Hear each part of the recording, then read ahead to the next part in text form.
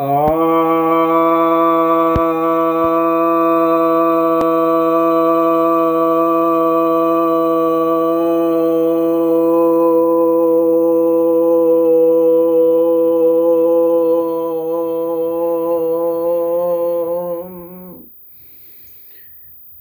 भक्तजनों को सप्रेम नमन। भक्तों, आज मैं आपके समक्ष महर्षि पतंजलि द्वारा रचित योग सूत्र ग्रंथ के तीसरे अध्याय, जिसे विभूति पाद भी कहते हैं, के 31वें सूत्र की व्याख्या करने जा रहा हूं। यह 31वां सूत्र कहता है, कुर्म नाड्याम स्थैर्यम, अर्थात कुर्म नाड़ी में संयम करने से स्थिरता आती है। यह जो सूत्र है ये बहुत गंभीर सूत्र है। इस पर हल्के फुल्के कुछ विवाद भी हैं। तो कुर्म नाड़ी क्या है, कुर्म क्या है, पहले समझिए। कुर्म का अर्थ होता है कछुआ। कुर्म अवतार भी हुए हैं।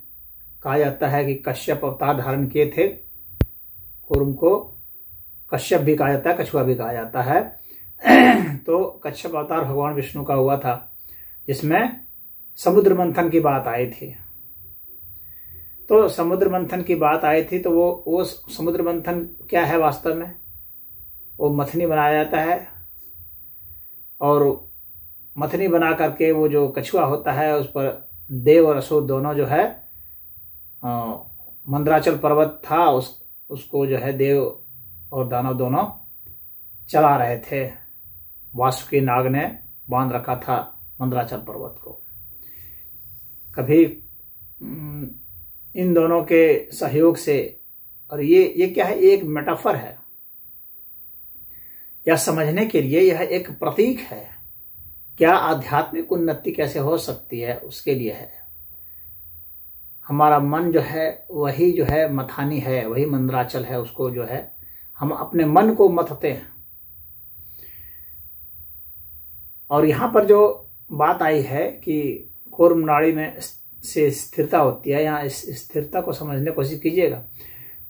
क्योंकि जब हमको किसी आध्यात्मिक अवस्था को समझाना होता है, जनमानस को बताना है, या किसी साधक को बताना है, नए साधक को बताना है, तो हम समझा पाने में अच्छे से समर्थ हो जाए। इसलिए यह जरूरी है कि हम एक प्रतीक चुनते हैं, और वैसा प्रतीक चुनते हैं जो कि उसी चीज को इंगित करता हो, उसमें वैसे गुण हो। तो कछुआ में स्थिरता होती है, और यहां और स्थिरता कैसे आती है? तो देखिए कछुए में क्या क्या गुण होता है। उसका जो ऊपर का खाल होता है बहुत कड़ा होता है, बहुत मजबूत होता है, जिसको कि तोड़ा नहीं जा सकता, उसको काट भी नहीं सकते आसानी से। आप कितना भी कोई हमला कर दे तो काट नहीं सकते। तो वो क्या होता है, जब कोई हमला करता है कोई प्राणी, तो कछुआ अपने अंगों को समेट लेता है, उसके भीतर खोल में छिप जाता है, अपने को बचा लेता है। और एक चीज और बताऊं कि कछुआ जो है वह बहुत आहिस्ता आहिस्ता सांस लेता है। उसकी सांस काफी लंबी होती है और धीमी होती है, इसलिए उसकी आयु बहुत होती है। तो यहां सिर्फ आयु की ही बात नहीं है। आप लंबी सांस लेंगे तो सिर्फ आयु नहीं होगी, बल्कि आप में स्थिरता आएगी। तो यह जो कुर्म नाड़ी स्थैर्यम है, इसमें स्थिरता बहुत महत्वपूर्ण है। और स्थिरता के लिए आपको मंद गति से सांस लेनी है और लंबी सांस लेनी है। खैर, अब हम आते हैं उस पर। तो कछुआ अपने अंगों को सिकोड़ लेता है। भगवान कृष्ण ने गीता के दूसरे अध्याय में भगवान कृष्ण ने बताया है, यदा संघर्ते चायम कुर्मो अंगानि इव सर्वशः इंद्रियाणि इंद्रियार्थेभ्यः तस्य प्रज्ञा प्रतिष्ठिता। अर्थात जो अपने, जिस तरह से कछुआ क्या होता है कि जैसे कछुआ अपने अंगों को सिकोड़ लेता है, सभी इंद्रियों को सिकोड़ लेता है, उसी तरह से जो साधक है उसे अपने अंगों को सिकोड़ लेना चाहिए, योगी को अपने अंगों को सिकोड़ लेना चाहिए, यानी संसार से अपनी इंद्रियों को उसके अपने विषयों से हटा लेना चाहिए। तो विषयों से जब हट जाएगा तो क्या है, अंतर्मुखी उसकी गति हो जाएगी, उससे स्थिरता आ जाएगी, यानी मन उसका स्थिर हो जाएगा। मन ऐसे चंचल है, बाहर हजारों विषय हैं, उसमें चंचल है, और यहां क्या है कि मन एक विषय पर है। किसमें है? परमात्मा में लगा हुआ है, अपने योग साधना अध्यात्म में लगा हुआ है। उसको बाहर जो वस्तुएं हैं उससे लेना देना नहीं है, उस स्वयं में अपने आ जाता है। इसके कारण ही उसमें स्थिरता आ जाती है। ये भगवान कृष्ण बता रहे हैं गीता में। कुर्म जो है अवतार मैंने बताया, कुर्म जो है एक आसन भी है, कुर्मासन। इसका वीडियो बना हुआ है, आप चाहें तो देख सकते हैं। उसी तरह से कुर्म नाड़ी साधना भी है, तो इसका वीडियो मैं बनाऊंगा, कुर्म नाड़ी साधना पर बनाऊंगा, जिसमें विस्तार से मैं समझाऊंगा। आज भी मैं समझा रहा हूं और बहुत कुछ उसी अर्थ में समझा रहा हूं। तो कुर्म एक नाड़ी भी है, और उस नाड़ी के विषय में कहा जाता है कि कुछ लोग मतलब नाड़ी का ऐसा बताते हैं कि ये जहां हमारा कंठकूप है, तो इसके जो पिछला जो सूत्र था कंठकूप का, उसमें मैंने बताया था कि जहां हमारी जीभ समाप्त हो जाती है वहां पर भी एक नाड़ी होती है। उसके बाद फिर जो एक नाड़ी है तो उसको कुर्म नाड़ी कहा जाता है, जो कछुए के आकार की है। अब कुछ साधक जो है संत हैं बताते हैं कि ये जो है यहां पर भी है। कुर्म जो है एक वायु भी है। यहां पर उनके कहने का ये ऐसा तात्पर्य है कि कुर्म एक वायु भी है, कुर्म वायु। कुर्म वायु जो है, जो अपान वायु जो है, जो महाप्राण है, उसी महाप्राण का लघु प्राण है कुर्म वायु। यह जो है ये प्राण शक्ति है, और वायु भी। इस वायु के जरिए प्राण शक्ति है मूलतः, लेकिन इस वायु के जरिए उस प्राण शक्ति का प्राकट्य होता है, प्रकटीकरण होता है। इसलिए कुर्म वायु और कुर्म प्राण ये दोनों एक साथ है। तो कुर्म वायु का काम क्या है? कुर्म वायु का काम है कि आंखों की जो पलकें हैं उसको गिराना उड़ाना, इसका जो प्रकटीकरण है। लेकिन इसके साथ और भी है, हमारे मन को एकाग्रचित करना। यह जो है ये कुर्म वायु का काम है। इसीलिए कुछ सिद्ध महात्मा संत यह भी बताते हैं, कुछ योगी यह भी बताते हैं कि कुर्म जो है नाड़ी वो यहां है, मतलब जो हम लोग का आज्ञा चक्र है वहां पर है कुर्म नाड़ी। अब मैं आपको बताता हूं कि मूलतः ये नाड़ी जो है ना, कोई फिजिकल लोकेशन नहीं होता है। यहां जो नाड़ी शब्द का प्रयोग है, इस नाड़ी को आप जो है आयुर्वेद के जो नाड़ी है उसी से मत समझिए, अन्यथा कंफ्यूजन हो जाएगा। आयुर्वेद में जो नाड़ी है वो फिजिकल है, वो भौतिक नाड़ी है। लेकिन योग में जो नाड़ी है वो भौतिक नहीं है। नाम भले वही हो लेकिन भौतिक नहीं है। वो क्या है? वो एस्ट्रल है, वो एथरिक है, वो एक ऊर्जा के तल पर नाड़ी है, ऊर्जा के सूक्ष्म तल पर वो नाड़ी है। तो उसका फिजिकल लोकेशन ऐसा जैसा नहीं होता है। लेकिन आप समझ लीजिए कि उसका प्रभाव क्षेत्र जो है वो इस तरफ होता है, इसलिए उसको कुर्म नाड़ी कहते हैं। लेकिन अगर आयुर्वेद के हिसाब से भी देखें तो कुर्म नाड़ी का जो फिजिकल लोकेशन है, यानी उसका जो प्रकटीकरण है, उसका जो प्रभाव क्षेत्र है, यहां पर है। इसीलिए आयुर्वेद के हिसाब से भी है।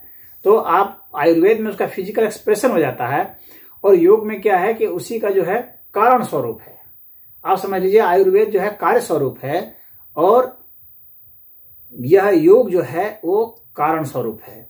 तो वही कारण जो है कुर्म नाड़ी का जो कारण है, वह जब आयुर्वेद में आएगा तो कुर्म नाड़ी एक अलग ढंग से फिजिकल हो जाएगा, उसका प्रभाव आ जाएगा। तो अब क्या है, अब समझिए कि यहां से लेकर के यहां तक का जो क्षेत्र है, आप समझ सकते हैं वो कुर्म नाड़ी के प्रभाव में है। कब? जब हम फोकस करते हैं। और कुर्म जो है उसको कहा जाता है कि आंखों की जो पलकें हैं जो हैं, यहां पर जो वायु है ये कुर्म वायु है। इसका प्रभाव है उसे ही आंखों को खोलने और बंद करने का काम करता है, स्थिरता लाता है। यानी याद रखिए, जब हमें स्थिर करना होता है तो हम अपने आंखों को फोकस करते हैं, आंखों को हम केंद्रित करते हैं, तो उस वक्त हमारी पलकें टाइट हो जाती है, कड़ी हो जाती है जब हम गहरा एक्सप्रेशन करते हैं। तो कूर्म नाड़ी का सिर्फ आंखों की पलकों से ही मतलब नहीं है, कान से भी मतलब है, नाक से, ये पूरा क्षेत्र जो है वो कूर्म नाड़ी के प्रभाव में रहता है। तो जिनकी आंखें फूट जाती हैं तो वे कान से फोकस्ड होते हैं, वो भी कूर्म नाड़ी का ही प्रभाव होता है। तो ये जो कूर्म नाड़ी है, इसी से संदर्भित और भी नाड़ियां होती हैं जो और सूक्ष्म सूक्ष्म फिर और विभाजन हो जाता है। लेकिन यहाँ पर जो हमारा तात्पर्य है वह यह है कि आप मोटे तौर पर आप समझ गए होंगे कि कूर्म नाड़ी क्या है और उसका फिजिकल लोकेशन क्या है और उसका यौगिक मूल्य क्या है, एथरिक वैल्यू क्या है। तो यहाँ योग में जब भी बात होगी तो एथरिक की भी बात होगी। तो अब क्या करना है आपको, अब स्थिरता लानी है। कैसे स्थिरता लाएंगे, तो उस साधना को मैं आपको कुछ बता दे रहा हूं हल्का फुल्का। आपको क्या करना है, आप देखिए, जब आप श्वास भरते हैं और भरने के बाद जब आप रोकते हैं,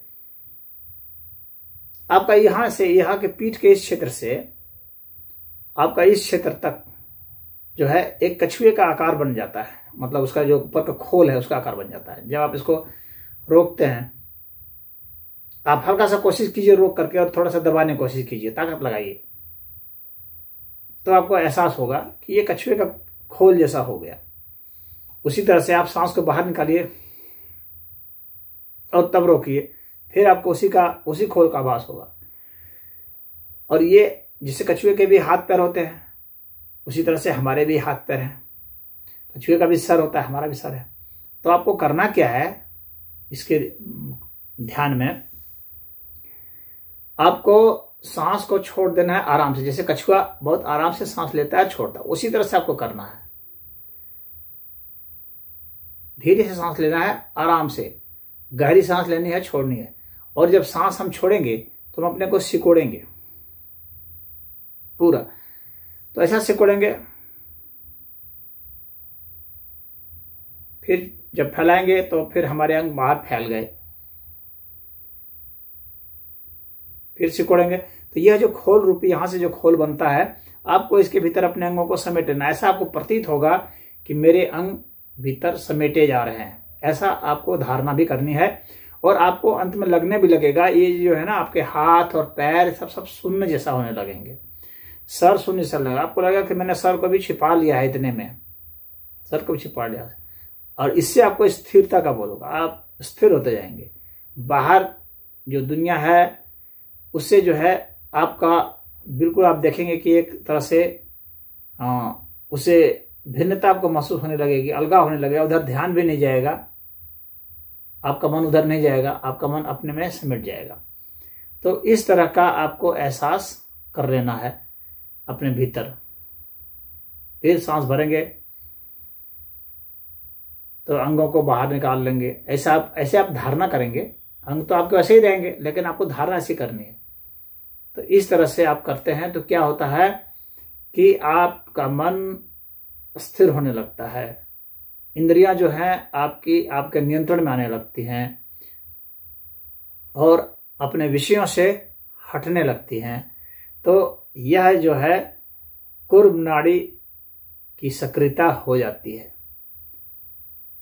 और आपकी आंखों में वो शक्ति आ जाती है कि स्थिरता पूर्वक किसी चीज को, एकाग्रता पूर्वक किसी चीज को ग्रहण कर सकें, सुन सकें, कह सकें, देख सकें, सोच सकें। और बहुत महत्वपूर्ण यह है कि आप अपने भीतर अंतःकरण में आपका प्रवेश होता चला जाए, इससे आप स्थिर होते चले जाएंगे। उसी स्थिरता की बात यहाँ पर करते हैं। आप जानते हैं सांप भी इसी तरह से स्थिर होता है। सांप भी बहुत लंबी आयु पाता है, वह भी बहुत धीमे धीमे सांस लेता है, छोड़ता है। और सांप की स्थिरता का आपको पता चलेगा जब सांप बिल में घुस जाता है। आप उसको कितना भी खींचेंगे वो बाहर नहीं आ सकता, आप उसको खींच नहीं सकते, कितना भी बल लगा लें, हो सकता है सांप का कुछ हिस्सा टूट के आपके हाथ में आ जाए, लेकिन सांप नहीं निकल सकता। यदि बिल में सांप घुस गया, उसको निकालने के लिए तो आपको कोई दूसरा रास्ता ही निकालना पड़ेगा या उसको वेट करना पड़ेगा। आप उसे खींच के नहीं निकाल सकते।